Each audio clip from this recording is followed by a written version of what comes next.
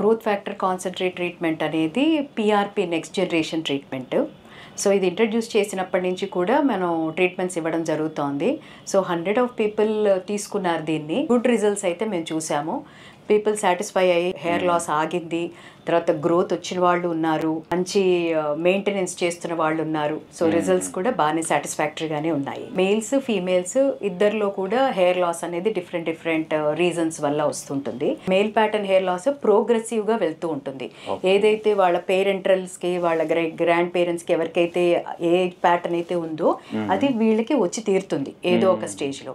కానీ ఆ స్టేజ్ ముందే రాకుండా మెయింటైన్ చేసుకుంటూ దాన్ని గ్రోత్ని సపోర్ట్ చేసుకుంటూ వేరియస్ ట్రీట్మెంట్స్ ఏవైతే అవైలబుల్ ఉన్నాయో మార్కెట్లో వాటిని తీసుకుంటూ కూడా జుట్టుని చాలా వరకు కూడా దాన్ని మనం ఏదైతే రావాల్సిన ప్యాటర్న్ ఉందో అది రాకుండా పోస్ట్పోన్ చేసుకోవటమే. నాకు ఇంతకుముందు సెంటర్లో గ్యాప్ స్టార్ట్ అయిపోయింది.